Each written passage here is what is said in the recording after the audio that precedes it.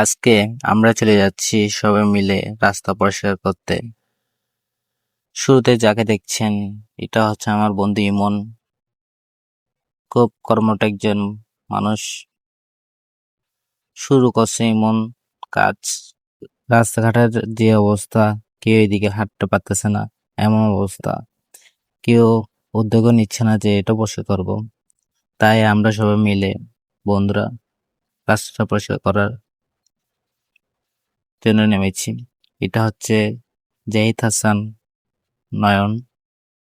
এটা হচ্ছে আমার বন্ধু ইয়াসিন আরফাত, প্রবাসী। খুব কষ্ট করতেছে রাস্তার জন্য, কারণ এদিকে এমন একটা অবস্থা হয়ে গেছে কেউ এদিকে হাঁটতে পারতেছে না, এমন গাছগাছালি উঠছে বলার মতো না। এই রাস্তা দিয়ে প্রতিদিন 100-200 মানুষ হাঁটাচলা করে, কিন্তু কেউ পরিষ্কার করছে না, এমন অবস্থা। তাই আমরা বন্ধুরা মিলে রাস্তাটা একটু পরিষ্কার করে দিচ্ছি, এবং আমাদেরকে অনেকজনে সাপোর্ট করেছে, তাদেরকে ধন্যবাদ।